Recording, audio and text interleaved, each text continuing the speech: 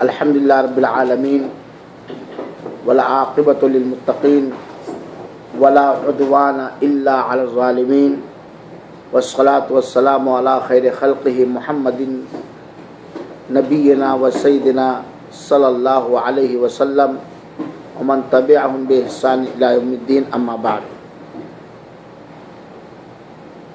پچھلے درس میں نے آپ لوگوں کو قرآن مجید کی کچھ صورتوں کی خصوصیت اور فضیلت بتلایا تھا، خاص طور پر سورہ کہف، جسے ہر جمعہ کو پڑھنا چاہیے، مسنون اور مستحب عمل ہے، اور سورہ ملک جو قبر کے عذاب سے نجات دینے والی سورہ ہے، جسے روزانہ ہر شام پڑھ کر کے سونے والے کو قبر کے عذاب سے انشاءاللہ العزیز نجات اور چھٹکارا ملے گا، اور جو اپنی تلاوت کرنے والوں کے لیے روز قیامت سفارش کرے گی۔ اس سورہ کہف اور سورہ ملک کی فضیلت میں نے آپ لوگوں کو بتلایا تھا۔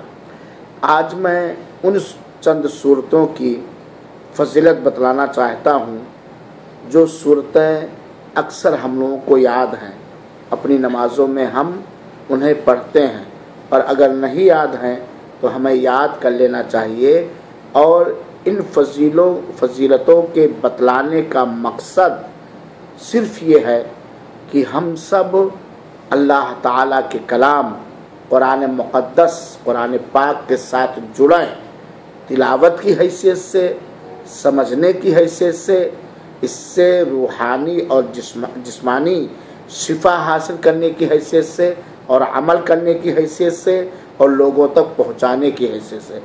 جب بھی کوئی قوم قرآن مجید سے جڑ جائے گی، وہ ہدایت پا جائے گی، وہ رہنمائی پا جائے گی، اسے ہر طرح کا قرار مل جائے گا، اسے ہر طرح کا سکون مل جائے گا، کیونکہ قرآن مجید ہی کے ذریعہ اللہ تعالیٰ کچھ قوموں کو پستی، ذلت اور رسوائی عطا کرتا ہے، اور کچھ قوموں کو اللہ تعالیٰ بلندی عطا کرتا ہے۔ جو قرآن کے حقوق کی ادائیگی کرتے ہیں ان کو اللہ تعالیٰ بلندی عطا کرتا ہے، رفعت عطا کرتا ہے، ترقی دیتا ہے، اور جو قرآن کا انکار کرتے ہیں یا قرآن کے مطابق زندگی نہیں گزارتے، اللہ تعالیٰ انہیں ذلیل و رسوا کرتا ہے، اور اللہ تعالیٰ انہیں پستی میں ڈالتا ہے۔ تو میرے بھائیوں، ان چند صورتوں کی فضیلت بتلانے کا صرف مقصد یہ ہے کہ ان فضیلتوں کو حاصل کرنے کے لیے جو عمل درکار ہے، جو عمل ہمیں کرنا چاہیے، وہ عمل ہم کریں۔ تو آئیے سورہ کافرون کی فضیلت ہم سنیں۔ آپ جانتے ہیں کہ قرآن کی تلاوت ایک بہت عظیم عبادت ہے، ایک ایک حرف پر 10 نیکیاں ملتی ہیں، لیکن چند منٹ کے اندر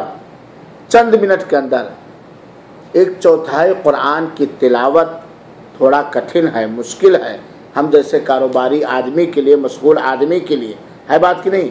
لیکن کیا کوئی ایسی چیز ہے کہ کوئی ایسی سورہ ہے کہ اگر ہم اس سورہ کی تلاوت کر لیں تو ہمیں 1/4 قرآن کی تلاوت کرنے کا ثواب ملے؟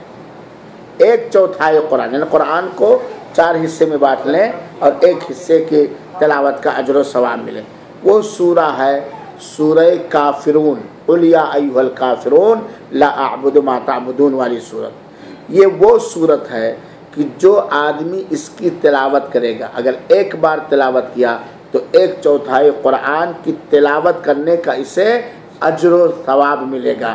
میرے بھائیو ساتھیو، سورہ کافرون کی تلاوت کرنے میں کتنے منٹ لگیں گے؟ آپ لوگوں کو میں سے ہر ایک کو اکثر لوگوں کو کیا ہے؟ یاد ہے۔ نہیں یاد ہے تو قرآن کھول کر کے تلاوت کر سکتا ہے۔ چنانچہ انس بن مالک رضی اللہ عنہ بیان کرتے ہیں کہ نبی کریم صلی اللہ علیہ وسلم نے فرمایا، ومن قرأ قل یا ایھا الکافرون عدلت لہ بربع القرآن، جس شخص نے قل یا ایھا الکافرون کی تلاوت کی تو اسے 1/4 قرآن کی تلاوت کے برابر اجر و ثواب ملے گا۔ 1/4 قرآن کی تلاوت کے برابر اجر و ثواب ملے گا۔ 1/4 قرآن کتنا ہوگا؟ 30 پارہ ہے قرآن میں، کتنا ہوگا ڈاکٹر صاحب؟ میں تو بتائیے 7.5 پارے کی تلاوت کے برابر ثواب ملے گا. سبحان اللہ. بہت عظیم عبادت ہے میرے بھائی. آپ چلتے پھرتے تلاوت کر سکتے ہیں, آپ اٹھتے بیٹھتے تلاوت کر سکتے ہیں, آپ اکیلے بیٹھے کوئی کام نہیں تلاوت کر سکتے ہیں, آپ کام بھی کرتے رہے تلاوت کر سکتے ہیں. تو سورہ کافرون کی تلاوت کرنے سے 1/4 قرآن کی تلاوت کرنے کا اجر و ثواب ملتا ہے. اسی طریقے سے سورہ اخلاص, سورہ اخلاص معلوم ہے آپ لوگوں کو؟ قل یا ایھا الکافرون لا قل هو اللہ احد اللہ الصمد لم یلد ولم یولد, ہے نا, جس کے اندر اللہ تعالیٰ کی صفات کو بیان کیا گیا ہے, اللہ کے وصف کو بیان کیا گیا کہ ہمارا اللہ کیسا ہے. ہاں, اس کی تفسیر بھی پڑھنا چاہیے, اس کا ترجمہ بھی پڑھنا چاہیے اور اس کو سمجھنا چاہیے. سورہ اخلاص کی تلاوت کی فضیلت میں کئی حدیثیں آئی ہیں. چنانچہ ایک حدیث ہم سنیں, حضرت ابو سعید خدری رضی اللہ تعالیٰ عنہ کہتے ہیں کہ انہوں نے ایک آدمی سے سنا کہ وہ بار بار سورہ اخلاص کی تلاوت کر رہا ہے. حضرت ابو سعید خدری رضی اللہ تعالیٰ کہتے ہیں کہ ایک آدمی بار بار سورہ اخلاص کی تلاوت کر رہا تھا, بار بار, کئی بار, ایک بار نہیں کئی بار. کتنا وقت لگتا ہے؟ قل هو اللہ احد اللہ الصمد لم یلد ولم یولد, اس کی تلاوت کر رہا تھا. اس سورہ کے اندر اللہ کے صفات کو بیان کیا گیا ہے کہ اے نبی پاک صلی اللہ علیہ وسلم آپ کہہ دیجئے اللہ اکیلا ہے, اللہ بے نیاز ہے, نہ وہ کسی سے جنا گیا ہے اور نہ اس سے کوئی جنا گیا, کوئی پیدا ہوا ہے نا. تو بار بار یہ آدمی تلاوت کر رہا تھا. صبح وہ اللہ کے رسول اکرم صلی اللہ علیہ وسلم کے پاس آئے اور اس واقعے کو ذکر کیا. ابو سعید خدری رضی اللہ عنہ صبح میں اللہ کے رسول اکرم صلی اللہ علیہ وسلم کے پاس آئے اور اس امر واقعہ کو, اس بات کو کہ ایک آدمی سے میں نے سنا ہے وہ سورہ اخلاص کی بار بار تلاوت کر رہا تھا. تو اللہ کے رسول اکرم صلی اللہ علیہ وسلم نے فرمایا, ذرا سنو میرے بھائیو, والذی نفسی بیدی انہا لتعدل ثلث القرآن, قسم ہے اس ذات کی جس کے ہاتھ میں میری جان ہے, یہ سورہ 1/3 قرآن کے برابر ہے. 1/3 قرآن کے برابر, یعنی قرآن کے کتنے حصے کر لیے جائیں؟ 3 حصے, 1 حصے کے برابر ہے, 10 پارے کے برابر گویا. یہ سورہ اخلاص 1/3 قرآن کے برابر ہے. اور بخاری شریف کی روایت میں ہے کہ ایک آدمی اللہ کے رسول اکرم صلی اللہ علیہ وسلم کے زمانے میں سحری کے وقت سحر تک, صبح تک سورہ اخلاص ہی کی تلاوت کرتا تھا. رات میں سحر تک سورہ اخلاص ہی کی تلاوت کرتا تھا اور اس سے زیادہ وہ کچھ نہیں پڑھتا تھا. بار بار سورہ اخلاص کی تلاوت, سحر کے وقت تک صبح تک بار بار سورہ اخلاص کی تلاوت. تو صبح میں وہ آدمی اللہ کے رسول اکرم صلی اللہ علیہ وسلم کے پاس آیا تو اللہ کے رسول نے کہا کہ یہ سورہ اخلاص 1/3 قرآن کے برابر ہے. یہ سورہ اخلاص کی فضیلت ہے. سمجھانے کے لیے بات کہی جاتی ہے کہ 10 پارے کی تلاوت کے لیے ہم جیسے لوگوں کو, آپ جیسے لوگوں کو بیٹھ کے پڑھنے کے لیے کافی وقت چاہیے کہ نہیں چاہیے؟ لیکن اللہ کا کرم ہے, اللہ کا احسان ہے کہ اللہ تعالیٰ نے اس صورت میں اتنا اجر و ثواب رکھا ہے. اس کا یہ مطلب نہیں کہ اگر کوئی سورہ اخلاص کی تلاوت کر لے تو گویا اس نے 10 پارہ تلاوت کر لیا. نہیں, 10 پارہ تلاوت کرنے کا اسے کیا ملا؟ اجر و ثواب ملا. ایک بات تو یہ جانیے اس حدیث سے. دوسری چیز, حدیث ہی کے اندر دین کے سارے مسائل ہیں. اس حدیث کے اندر بہت ساری چیزیں ہیں, انہی میں سے والذی نفسی بیدی, قسم کھانا جائز اگر زور پڑ جائے, کیونکہ اللہ کے رسول نے یہاں قسم کھایا ہے. قسم ہے اس ذات کی جس کے ہاتھ میں میری جان ہے. قسم, ضرورت کے وقت قسم کھانا جائز ہے, کسی بات کو ثابت کرنے کے لیے, تاکید کے لیے سچ اور صحیح قسم کھانا کیا ہے؟ جائز ہے. دوسری بات, قسم صرف اللہ تعالیٰ کی کھائی جا سکتی ہے, اللہ تعالیٰ کی یا اللہ کے خوبیوں کی, اللہ کی صفات کی, کیونکہ اللہ کے رسول نے کہا قسم ہے اس ذات کی جس کے ہاتھ میں میری جان ہے. کس کے ہاتھ میں سب کی جان ہے؟ اللہ تعالیٰ کے ہاتھ میں سب کی جان ہے نا. گویا اللہ کے رسول اکرم صلی اللہ علیہ وسلم بھی اپنے لیے کچھ مالک نہیں ہے، سب کا مالک کون ہے؟ اللہ تعالیٰ. تیسری بات میرے بھائیوں ساتھیوں، اللہ تعالیٰ کے پاس ہاتھ ہے. اللہ تعالیٰ کے پاس ہاتھ ہے، اس پر ہمارا ایمان ہے کہ اللہ تعالیٰ کے پاس ہاتھ ہے. اب اللہ تعالیٰ کا ہاتھ کیسا ہے ہمیں معلوم نہیں، اور اس اللہ کے ہاتھ کی کیفیت کہ اللہ کا ہاتھ کتنا لمبا، کتنا چوڑا، کتنا موٹا، اس کے بارے میں ہم سوال بھی نہیں کریں گے. صرف ایمان لائیں گے، ایمان رکھیں گے کہ اللہ تعالیٰ کے پاس ہاتھ ہے جیسا اس کے لائق، جیسا اس کے لائق. اسی لیے اس طرح کی صفات کی شرح اور تفصیل بیان کرتے ہوئے مدرس کو چاہیے کہ وہ اپنا ہاتھ نہ اٹھائے، تاکہ طالب علم کے ذہن میں کہیں بندے کے ہاتھ کی مشابہت نہ جائے کہ اللہ کا بھی ایسے. اللہ کے پاس ہاتھ ہے کیسا؟ جیسا اس کے لائق، جیسا اس کو زیب دیتا، جیسا اس کے شایان شان.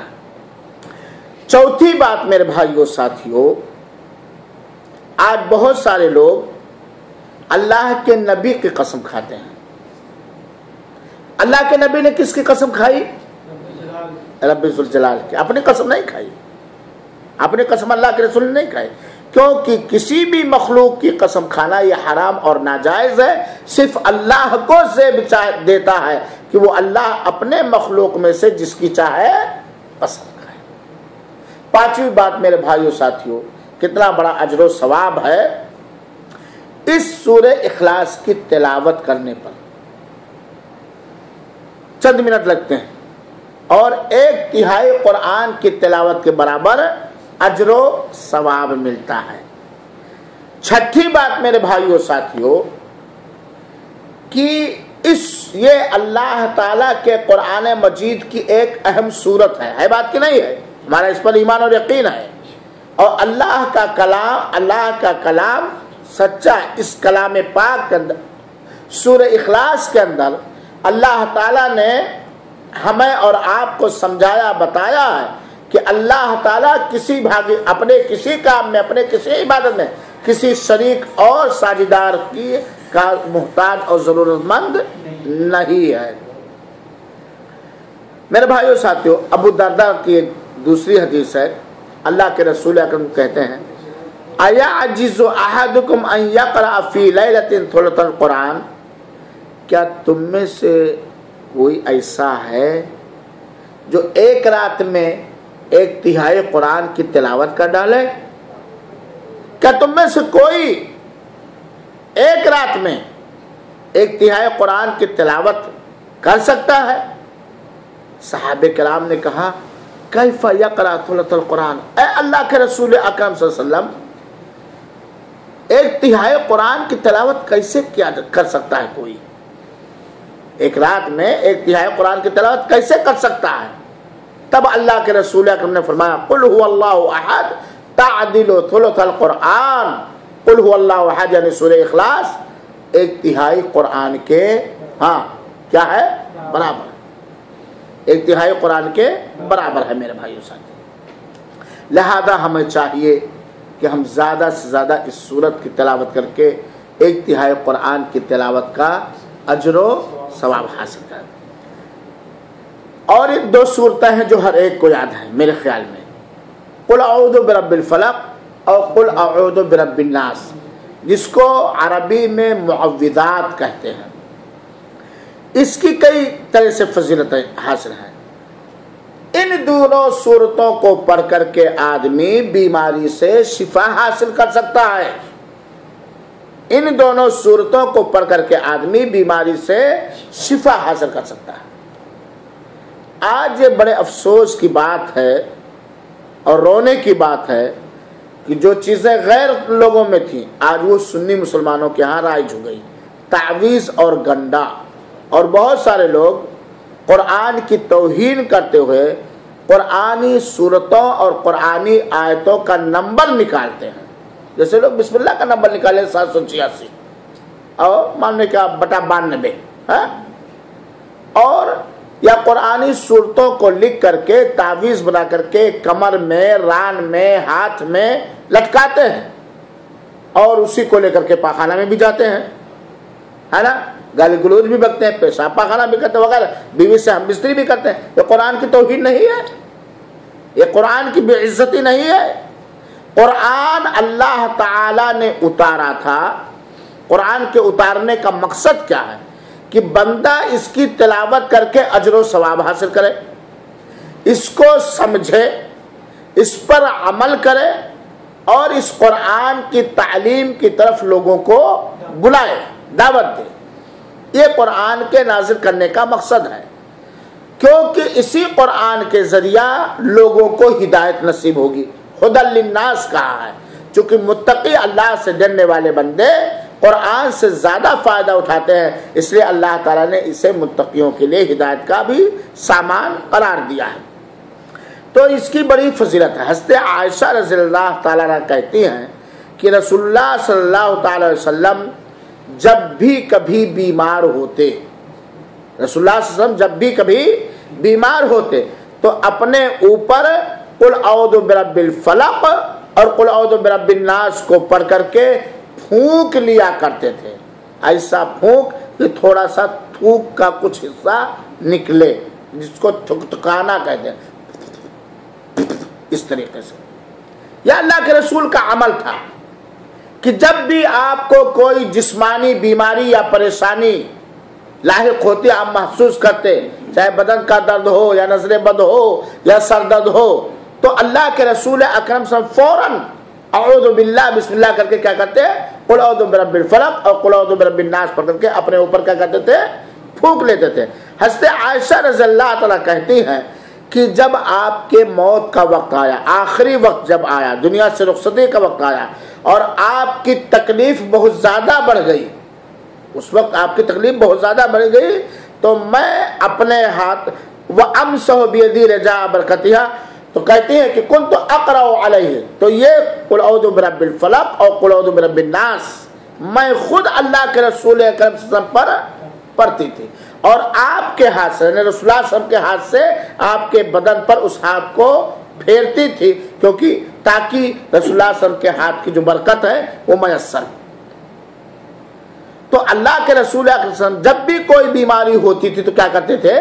اپنے اوپر قل اعوذ برب الفلق اور قل اعوذ برب الناس پڑھ کر کے دم کر لیا کرتے تھے، پھٹکا لیا کرتے تھے، اور جب مرض الموت میں آپ کی بیماری تیز ہو گئی تب حضرت عائشہ آپ کے اوپر پڑتی تھی اور نبی کریم صلی اللہ علیہ وسلم کا ہاتھ آپ کے بدن مبارک پر برکت کے طور پر گھما دیتی تھی، پھیر دیتی تھی۔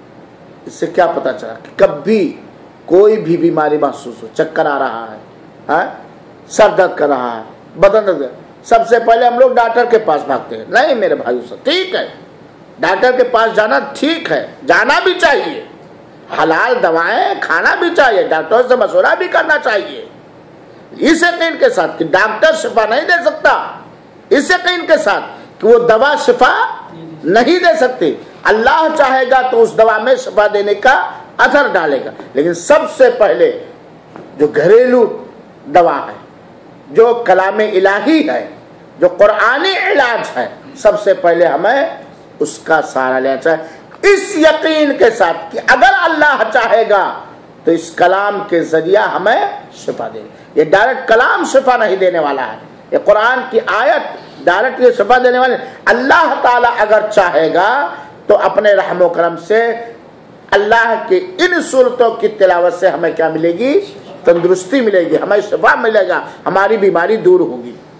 یہاں ایک چیز اور دیکھیے، اللہ کے رسول اکرم، ذرا دیکھیے گا، ذرا غور کیجیے گا، کیا حدیث کے اندر ہے کہ اللہ کے رسول اکرم جب بیمار ہوتے تو اپنے اوپر سورہ فلق اور سورہ ناس کو پڑھ کر کے تھکا لیا کرتے تھے۔ کیا کرتے تھے؟ پڑھتے تھے اور اس کے بعد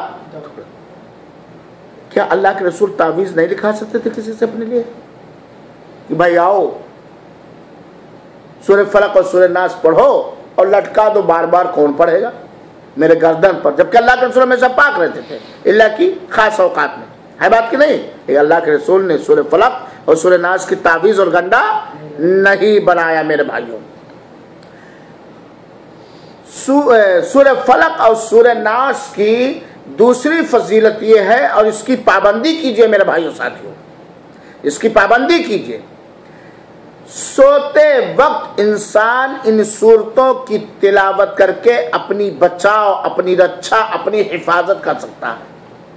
سوتے وقت ان سورتوں کی تلاوت کر کے جب آدمی بستر پہ جائے، سونے کا ارادہ ہو، اور سورہ فلق اور سورہ ناس اور سورہ کافرون اور سورہ اخلاص وغیرہ کے خصوصیت کے ساتھ فلق اور ناس کی اگر تلاوت کر لے تو وہ محفوظ رہے گا ہر کیڑے مکوڑے سے، ہر بچھو سانپ سے، ہر شیطان اور جنات اور بھوت و پریت سے۔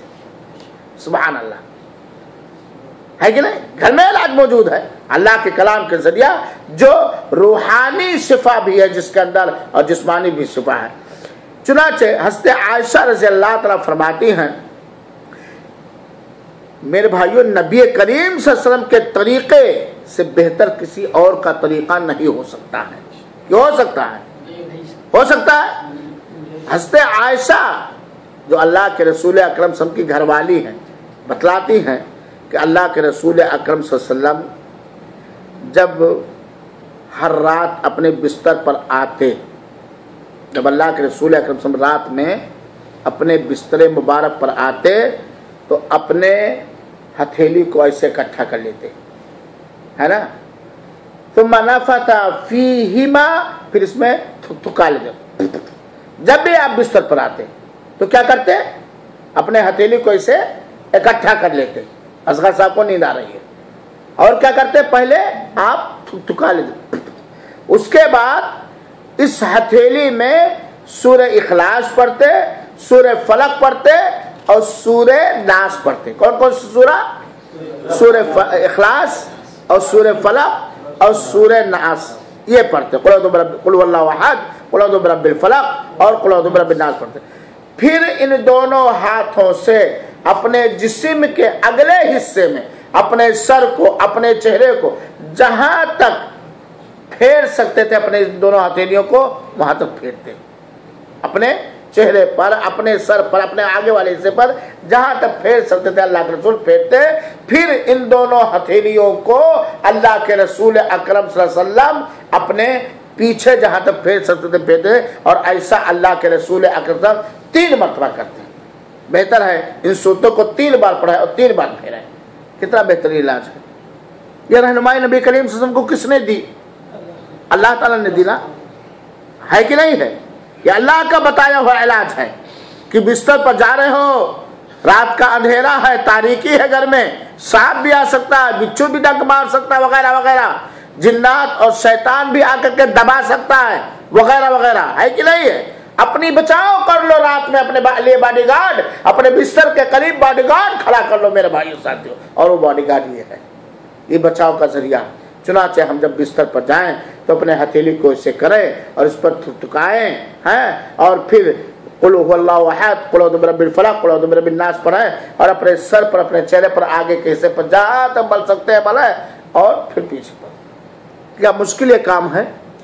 مشکل ہے اس کے لیے جو فلم دیکھتے دیکھتے سوتا ہے، مشکل ہے اس کے لیے جو دنیاوی گپ شپ کرتے کرتے سو جاتا ہے نا، پھر بعد میں دوڑا ہوا تو مولوی صاحب رات میں اس طرح چونک جاتا ہوں اور اس طرح ڈر جاتا ہوں اور اس طرح ہو جاتا ہے، اس طرح۔ کتنا بہترین علاج نبوی ہے میرے بھائیو ساتھیو، طب نبوی کتنا بہترین ہے۔ اللہ کے رسول نے جس چیز سے علاج کیا ہے اللہ کے کلام سے، اس طریقے سے اللہ کے کلام سے ہمیں علاج کرنا چاہیے۔ اسی طریقے سے میرے بھائیو ساتھیو، ان دونوں صورتوں کو خصوصیت کے ساتھ، اور سورہ اخلاص کو بھی ہر نماز کے بعد پڑھنا بہت بڑا اجر و ثواب کا کام ہے، ہر فرض نماز کے بعد۔ چنانچہ اللہ کے رسول اکرم حضرت عقبہ بن عامر رضی اللہ عنہ بیان کرتے ہیں کہ اللہ کے رسول اکرم صلی اللہ علیہ وسلم نے فرمایا، امرنی رسول اللہ صلی اللہ علیہ وسلم ان اقرا بالمعوذات دبر کل صلاۃ۔ حضرت عقبہ بن عامر کہتے ہیں کہ نبی کریم صلی اللہ علیہ وسلم نے ہمیں حکم دیا کہ ہم ہر نماز کے بعد قل اعوذ برب الفلق اور قل اعوذ برب الناس پڑھیں، ہر نماز سے، 5 نمازوں کے بعد۔ सलाम फेरने के बाद 33 बार सुभान अल्लाह अल्लाह मानता सलाम का सलाम पढ़ा, आयतल कुर्सी पढ़ा, 33 बार सुभान अल्लाह कहा, 33 बार अल्हम्दुलिल्लाह कहा, 34 बार अल्लाह अकबर कहा, फिर कुल औज़ु बिरब्बिल फलक और कुल औज़ु बिरब्बिन नास पढ़ लिया। उक़बा बिन आमिर कहते हैं अल्लाह के रसूल अकरम सल्लल्लाहु अलैहि वसल्लम ने हमें इन सूरतों को हर नमाज के बाद पढ़ने का हुक्म दिया। कितनी देर लगेगी? ठीक है, इमरजेंसी काम है, निकलते हैं, चलते चलते पढ़ रहे हैं खामोशी के साथ, कोई मुश्किल काम है? इससे अगर इसमें बरकत ना होती, इसमें अजर सवाब ना होता, इसमें खैर व भलाई ना होती, तो अल्लाह के रसूल अकरम सल्लल्लाहु अलैहि वसल्लम हज़रत उक़बा बिन आमिर रज़ियल्लाहु ताला अन्हु को इन सूरतों की तिलावत हर नमाज के बाद इन सूरतों की तिलावत करने का हुक्म क्यों देते? है बात नहीं मेरे भाइयों साथियों। कुल औज़ु बिरब्बिल फलक और कुल औज़ु बिरब्बिन नास की चौथी फजीलत सुनिए। अल्लाह के रसूल अकरम सल्लल्लाहु अलैहि वसल्लम की हदीस से मालूम होता है कि जो शख्स कुल औज़ु बिरब्बिल फलक और कुल औज़ु बिरब्बिन नास सुबह और शाम पढ़ लेगा तो ये सूरतें उसके लिए हर चीज से काफी होंगी, हर चीज के लिए काफी होंगी, हर मुआमले के लिए काफी होंगी। जिसने सुबह और शाम पढ़ लिया, यानी असर के बाद या फिर मगरिब के बाद, बेहतर असर के बाद या फिर मगरिब के बाद और फजर की नमाज के बाद जिसने पढ़ लिया तो उसके लिए काफी होंगी। चुनांचे अब्दुल्लाह बिन खबीब कहते हैं कि एक रात हम लोग निकले और रात बड़ी तेज बारिश हो रही थी और घटाटोप अंधेरा छाया हुआ था, बारिश भी हो रही थी और घटाटोप बिल्कुल अंधेरा छाया हुआ था। हम लोग रसूलुल्लाह सल्लल्लाहु अलैहि वसल्लम को ढूंढ रहे थे, तलाश रहे थे कि आप आए हम लोगों को नमाज पढ़ा दें, आप आए और हम लोगों को नमाज पढ़ा दें। तो मैंने रसूलुल्लाह सल्लल्लाहु अलैहि वसल्लम को पाया। तो रसूलुल्लाह सल्लल्लाहु अलैहि वसल्लम ने मुझसे कहा कहो कुल। जब रसूलुल्लाह सल्लल्लाहु अलैहि वसल्लम मेरी मुलाकात हुई ढूंढते ढूंढते तो रसूलुल्लाह सल्लल्लाहु अलैहि वसल्लम ने हम लोगों से हमसे कहा कुल कहो। तो मैंने कोई चीज नहीं कहा, मैं कुछ नहीं बोला। फिर आपने कहा कहो, कहते हैं कि मैं कुछ नहीं बोला, खामोश रहा। फिर आपने कहा, हुक्म दिया कहो। तब ये सहाबी पूछ बैठे क्या कहूँ अल्लाह के रसूल अकरम सल्लल्लाहु अलैहि वसल्लम। ये देखिए सहाबे किराम का एहतराम आदर कि नबी करीम सल्लल्लाहु अलैहि वसल्लम का एहतराम क्या किस अंदाज से कर। 3 बार अल्लाह के रसूल ने कहा कहो, फौरन कहा क्या कहूँ क्या कहूँ। सुनते रहे कि हो सकता है अल्लाह के रसूल ने कहा अभी कुछ सिखाएं, अभी कुछ सिखाएं, अभी कुछ सिखाएं। चौथी बार हिम्मत करके कहा क्या कहूँ ऐ आका, ऐ प्यारे हबीब सल्लल्लाहु अलैहि वसल्लम, मैं क्या कहूँ। यही मिजाज होना चाहिए हमारा रसूलुल्लाह सल्लल्लाहु अलैहि वसल्लम के एहतराम के सिलसिले में और रसूलुल्लाह सल्लल्लाहु अलैहि वसल्लम के हदीसों के एहतराम के सिलसिले में। ये नहीं कि रसूलुल्लाह सल्लल्लाहु अलैहि वसल्लम के हदीस से मिल जाए, अरे यार ये तो मुल्लाओं की मुल्लागिरी है, या हमारे मौलवी साहब ने ये बताया, हमारे समाज में ये है, हमारे मुल्कों में ये है, वगैरह वगैरह है। जैसे मिसाल के तौर पर ये रजब का महीना है ना, रजब के महीने में लोग सलातुल रग़ाइब पढ़ते हैं, रजब के महीने में पहली जुमेरात को लोग रोज़ा रखते हैं, रजब के महीने में लोग शबे मेराज मनाते हैं, रजब के महीने में लोग रजब का कूंडा भरते हैं। ये सारी चीज़ें अल्लाह के रसूल अकरम सल्लल्लाहु अलैहि वसल्लम से साबित नहीं है, साहबे किराम से साबित नहीं है, कुरान और हदीस से साबित नहीं है। ये खुराफात है, ये बिदअत है, ये गुमराही है।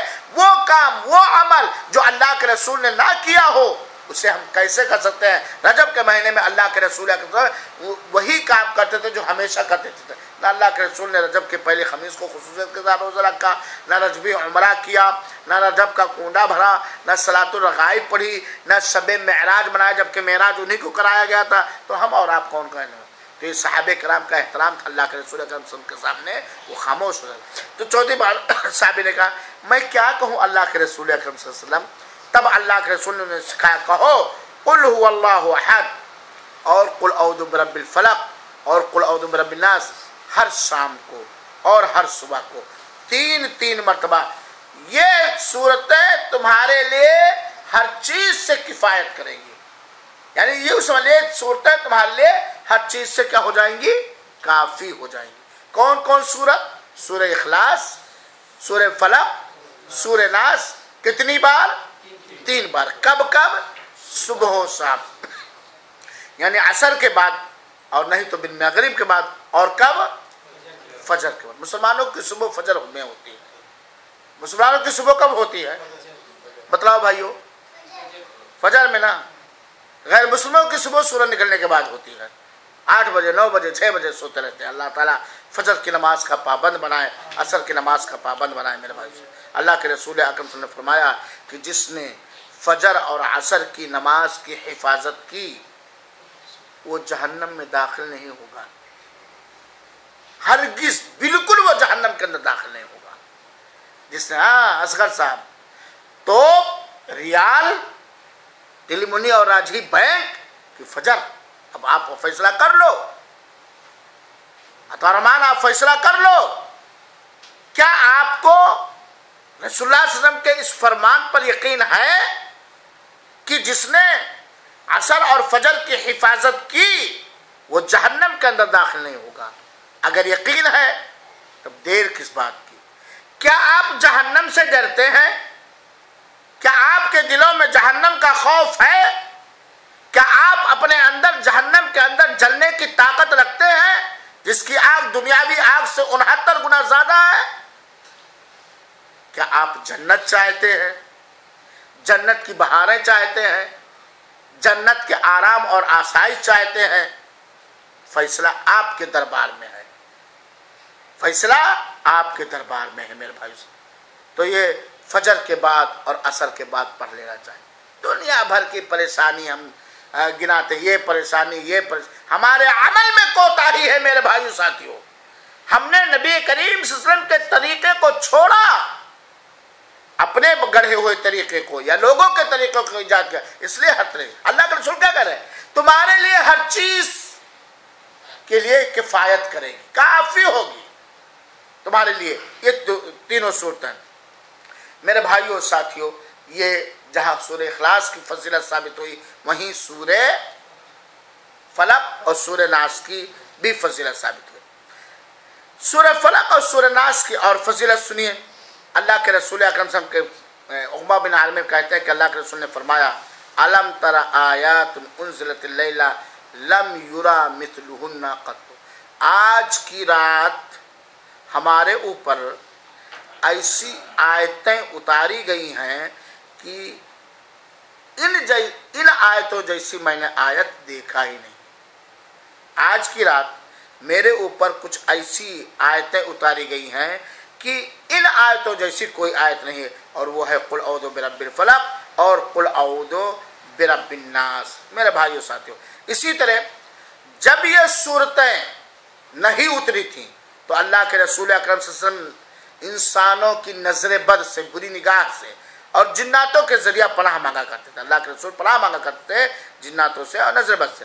اور جب یہ دونوں صورتیں نازل ہو گئیں تو اللہ کے رسول نے اور دوسری چیزیں جو پڑھ کے پناہ مانگتے تھے، دوسری چیزیں اسے چھوڑ کر ان دونوں صورتوں کے ذریعہ اللہ تعالیٰ سے کیا مانگنے لگے؟ پناہ. اسی لیے ان کا نام ہے معوذتین یا معوذات، پناہ دلانے والی، حفاظت دلانے والی. میرے بھائیو ساتھیو، اسی طرح اللہ کے رسول اکرم صلی اللہ علیہ وسلم کے بارے میں عقبہ بن عامر کہتے ہیں کہ ہم لوگ جحفہ اور ابوا کے بیچ، جحفہ ایک جگہ ہے مکہ و مدینہ کے راستے میں پڑتا ہے، ابوا بھی مکہ و مدینہ کے راستے میں پڑتا ہے، مکہ سے قریب ہے. ہم لوگ جحفہ اور ابوا کے بیچ چل رہے تھے کہ اچانک بہت تیز و تند آندھی آئی اور تیز اندھیرا چھا گیا. ہم لوگ ابوا اور جحفہ کے بیچ میں چل رہے تھے کہ تیز ہوا چلی اور بہت تیز گھٹا ٹوپ اندھیرا چھا گیا. جب تیز آندھی آئی اور گھٹا ٹوپ اندھیرا چھا گیا تو اللہ کے رسول اکرم صلی اللہ علیہ وسلم قل اعوذ برب الفلق اور قل اعوذ برب الناس پڑھ کر کے پناہ مانگنے لگے اللہ تعالیٰ سے. کیا مانگنے لگے؟ اس سے پتہ چلا کہ زلزلہ آئے، آندھی آئے، طوفان آئے اور کوئی اسی پریشانی آئے تو ہمیں فوراً کیا کرنا چاہیے؟ اور نکلتا ہے ارے باپ کیا کروں، باپ کا سہارا، ارے دادا کیا کروں، دادا کا سہارا. کیا کر سکتا دادا؟ کیا کر سکتا ہے باپ؟ دنیاوی وسائل تلاشنے لگے، ہے کہ نہیں؟ ٹھیک ہے، مصیبتوں سے بچنے کے لیے جائز دنیاوی وسائل تلاش کرے، بھروسہ اللہ تعالیٰ پر رکھا ہے، لیکن سب سے پہلے یہ کرے میرے بھائی ساتھی. اللہ کے رسول اکرم صلی اللہ علیہ وسلم نے کہا اے عقبہ تعوذ بہما، ان دونوں صورتوں کو، اے عقبہ بن عامر ان دونوں صورتوں کو پڑھ کر کے اللہ تعالیٰ سے پناہ مانگو، کیونکہ جو بھی آدمی ان دونوں صورتوں کو یا ان دونوں صورتوں جیسی پناہ مانگے گا اللہ تعالیٰ اسے پناہ دے گا۔ اور اللہ کے رسول اکرم صلی اللہ علیہ وسلم نماز میں بھی ان صورتوں کو پڑھا کرتے تھے۔ تو میرے بھائیوں، آج کے دن میں نے بتلایا آپ لوگوں کو سورہ کافرون کی فضیلت جو 1/4 قرآن کے برابر ہے، سورہ اخلاص کی فضیلت جو 1/3 قرآن کے برابر ہے، سورہ فلق اور سورہ ناس کی فضیلت جسے پڑھ کر کے پناہ حاصل کیا جائے، صبح و شام پڑھا جائے اور ہر فرض نماز کے بعد پڑھا جائے، یہ اللہ کے رسول اکرم کی سنت ہے۔ اللہ رب العالمین سے دعا ہے کہ اللہ تعالی ہمیں دین کا سمجھنے والا بنا دے، دین کی تعلیم حاصل کرنے والا بنا دے، جو علم دیا اللہ تعالیٰ اس پر ہمیں عمل کرنے والا بنا دے۔ اللہ العالمین ہمیں قرآن والا بنا دے، اللہ العالمین ہمیں قرآن والا بنا دے، اللہ العالمین ہمیں قرآن والا بنا دے، قرآن کی تلاوت کرنے کی توفیق دے، قرآن سمجھنے کی توفیق دے، قرآن پر عمل کرنے کی توفیق دے اور قرآن کی طرف لوگوں کو بلانے کی توفیق عطا فرمائے، قرآن کا احترام کرنے کی توفیق عطا فرمائے۔ آمین وصلی اللہ وسلم علی نبینا محمد صلی اللہ علیہ وسلم وآخر دعوانا ان الحمد للہ رب العالمین والسلام علیکم ورحمۃ اللہ وبرکاتہ۔